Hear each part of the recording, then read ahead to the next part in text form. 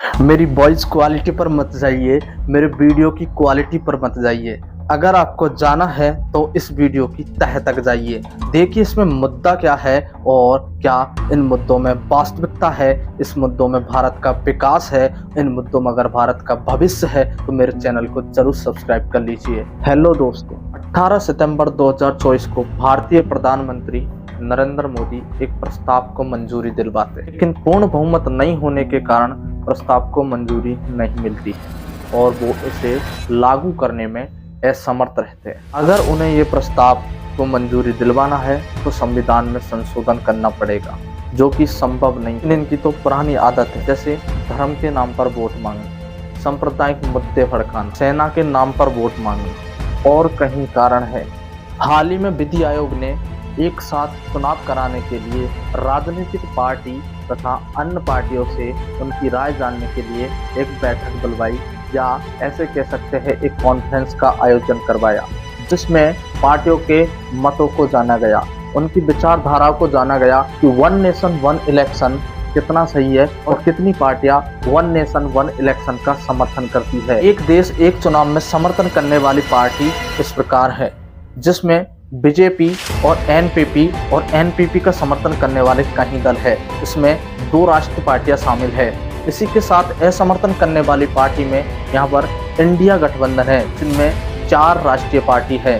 कांग्रेस, बसपा, आप और भारतीय कम्युनिस्ट पार्टी शामिल है। यहाँ पर इंडिया गठबंधन इसका खंडन करके सही किया है या फिर एनडीए ने इसका समर्थन करके सही किया है। जानते हैं दोनों की राय क्या है और सच्चाई क्या है। सबसे पहले जानने की कोशिश करते हैं कि देश में एक देश एक चुनाव या देश में एक साथ चुनाव करने की जरूरत क्यों है। एक देश एक चुनाव कोई नया मुद्दा नहीं है। बात करें तो ये 1952, 1957, 1962 और 1967 में पहले हो चुका है। एक देश एक चुनाव का मतलब लोकसभा और राज्यसभा के चुनाव एक साथ कराना है।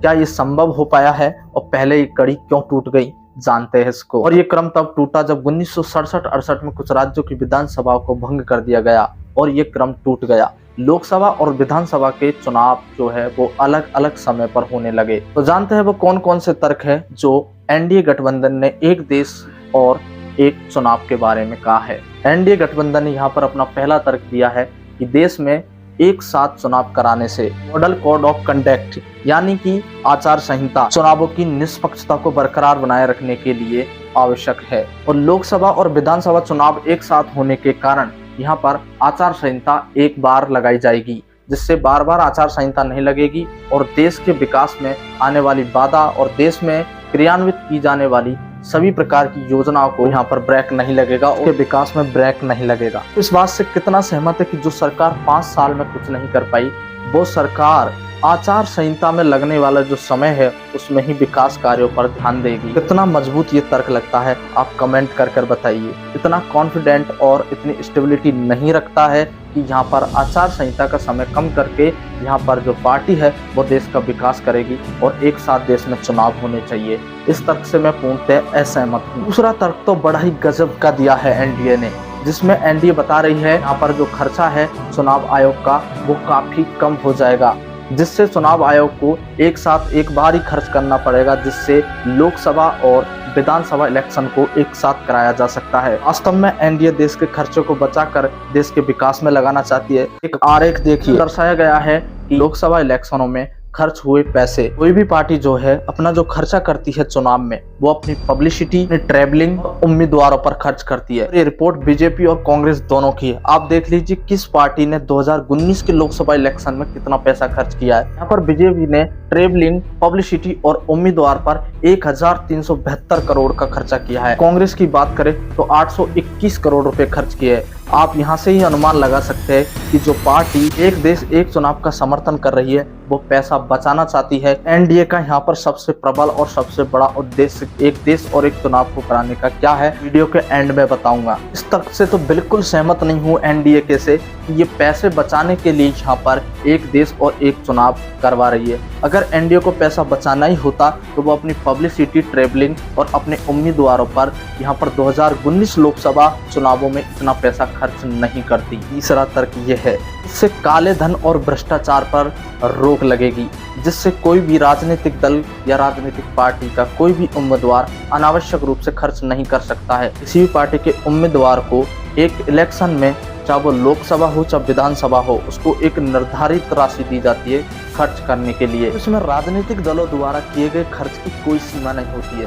वो कितना भी खर्चा कर सकता है, बस उस राजनीतिक दल के पास में धन होना चाहिए। तगड़ा रास्ता निकाला है बीजेपी ने इलेक्ट्रॉन बॉन्ड। इलेक्ट्रॉन बॉन्ड के नाम पर बीजेपी चंदा लेती है और उसको पार्टी फंड में शामिल करती है, जिसका फायदा वो चुनाव लड़ने पर अपने उम्मीदवारों की पब्लिसिटी और ट्रेवलिंग पर खर्च कर सके। ये बीजेपी का एक अनोखा ही तरीका है चुनाव जीतने का। सरकारी कर्मचारी और सुरक्षा बलों को बार बार तैनात करने की जरूरत पड़ती है, पर बार बार सुरक्षा बलों और सरकारी कर्मचारियों को निजात मिलेगी। अगर एनडीए को इतनी ही टेंशन है, अलग से एक संगठन बनाकर इसमें अलग से सरकारी कर्मचारी और संबंधित सदस्यों को वो इसमें जोड़ सकता है। तर्क भी मुझे इतना मजबूत नहीं लगता है। इस तर्क की आड़ में एक देश एक चुनाव को थोड़ा मजबूती से पेश करते हुए दिखाया गया है। एक देश एक चुनाव जैसे मुद्दे का जिक्र हमारे संविधान में कहीं भी नहीं है। हमें एक संसदीय मॉडल दिया गया है, जिसमें हम लोकसभा और विधानसभा चुनाव करवाते हैं, जिनकी अवधि 5 वर्ष निर्धारित की गई है। अनुच्छेद 2 के तहत संसद द्वारा भारत में एक नए स्टेट को शामिल किया जा सकता है। अनुच्छेद 3 के तहत संसद नया राज्य बना सकती है, जहाँ पर वो अलग से चुनाव करवा सकती है। तो यहाँ पर संविधान के हिसाब से देखा जाए तो 1 नेशन 1 इलेक्शन की पद्धति यहाँ पर बिल्कुल गलत है। नरेंद्र मोदी संविधान बचाने की बात करते हैं और यहाँ पर संविधान में ना छेड़खानी करने की बात करते हैं। इससे बड़ी अगर दिक्कत है तो वो ये है कि यहाँ पर राष्ट्रीय मुद्दे और क्षेत्रीय मुद्दे दोनों में बहुत बड़ा डिफरेंस है। क्षेत्रीय मुद्दे यहाँ पर विधानसभा चुनाव से संबंधित होते हैं और राष्ट्रीय मुद्दे होते लोकसभा चुनाव से संबंधित होते हैं। यहाँ पर दोनों मुद्दे बिल्कुल भटक जाएंगे। अगर कोई पार्टी राष्ट्रीय रूप से अगर पॉपुलर है तो यहाँ पर उसको सीधा फायदा जो है क्षेत्रीय मुद्दों पर भी मिलने वाला है। यानी कि अगर पहले लोकसभा चुनाव करवाए जाते हैं और वो पार्टी लोकसभा चुनाव में काफी अच्छी स्टेबिलिटी दर्शाती है, तो यहाँ पर विधानसभा चुनाव में सीधा फायदा मिलने वाला है। उस पार्टी को लोकसभा इलेक्शन से विधानसभा इलेक्शन आसानी से उसके हाथ में आ जाएगा। यहाँ पर ही अपनी पकड़ मजबूत करना चाहती है एनडीए गठबंधन जो है 2014 से अच्छी तरह से राष्ट्रीय मुद्दों पर पकड़ बनाए हुए है। यहाँ पर चाहे क्षेत्रीय मुद्दे चाहे कितने भी कमजोर क्यों ना हो, लेकिन राष्ट्रीय मुद्दों के सामने वो मुद्दे कहीं न कहीं अब भी दबे हुए हैं और जनता उनको समझ ही नहीं पा रही है। प्रस्ताव को मंजूरी नहीं मिलने के कारण, पूर्ण बहुमत नहीं मिलने के कारण, असमर्थन पार्टियों का ये रुतबा देखने के कारण एक छोटा सा एक्सपेरिमेंट करना चाहती है बीजेपी राजस्थान के अंदर। यहाँ पर 1 स्टेट 1 इलेक्शन, यहाँ पर जी हाँ ये सत्यता है। राजस्थान में यहाँ पर 6700 से अधिक ग्राम पंचायतों पर यहाँ पर सरपंच के चुनाव होने हैं, लेकिन यहाँ पर 1 स्टेट 1 इलेक्शन के तहत राज्य सरकार इसमें फेरबदल करके यहाँ पर सभी ग्राम पंचायतों का इलेक्शन एक साथ करवाना चाहती है। जयपुर से एक बड़ी खबर है। 1 स्टेट 1 इलेक्शन के तहत सभी निकायों में एक साथ चुनाव।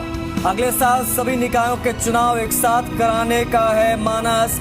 यूडीएच मंत्री जावर सिंह कर्रा ने प्रतिक्रिया दी है, कहा है कुछ निकायों के चुनाव अगले वर्ष नवंबर दिसंबर में। लोकल चुनावों से सरकार ये जानना चाहती है कि यहाँ पर जनता की राय क्या रहती है। अगर यहाँ पर पॉजिटिव रिजल्ट अगर सरकार को यहाँ पर अगर मिलते हैं और जनता से किसी भी प्रकार की शिकायत नहीं मिलती है, के लिए 1 नेशन 1 इलेक्शन में काफी ज्यादा उसे आसानी हो जाएगी और वो 1 नेशन 1 इलेक्शन को लागू करने में कतई पीछे नहीं हटेगा। तो देखना चाहती है कि जनता उनकी तरफ आती है या नहीं। अगर जनता उनकी तरफ आई तो 1 नेशन 1 इलेक्शन में उसे कोई दिक्कत नहीं आने वाली। अगर एनडीए का ये एक्सपेरिमेंट सफल रहा तो वो 1 नेशन 1 इलेक्शन की तरफ ज्यादा स्टेबिलिटी के साथ आएगी, ज्यादा प्रबलता के साथ आएगी। आपको इसमें क्या लगता है, क्या 1 नेशन 1 इलेक्शन होने चाहिए? मुझे तो, मैंने जितने भी इसके फैक्ट्स देखे, मुझे तो इनमें कहीं भी दम नहीं लगी कि 1 नेशन 1 इलेक्शन की भारत को जरूरत है, कि इससे भारत का विकास यहाँ पर चरमों पर पहुंच जाएगा।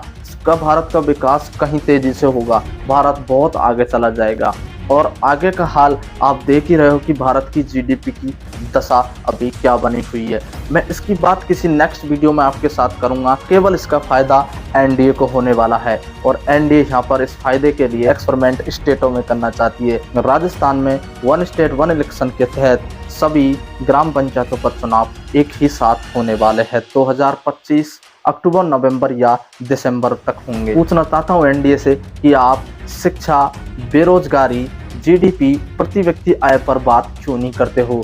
वन नेशन वन इलेक्शन से भारत का विकास किस प्रकार होने वाला है, इसे और आप हमें विस्तार से समझाइए ताकि हम संतुष्ट हो सके। हमें इसमें कहीं भी किसी भी प्रकार का भारत का विकास नज़र नहीं आ रहा है, पर अगर विकास नज़र आ रहा है तो एनडीए का। यहाँ पर एनडीए पूरे के पूरे भारत और सभी स्टेटों पर हुकूमत करना चाहती है। वन नेशन वन इलेक्शन और उसको मंजूरी नहीं मिली तो वन स्टेट वन इलेक्शन पर आई है।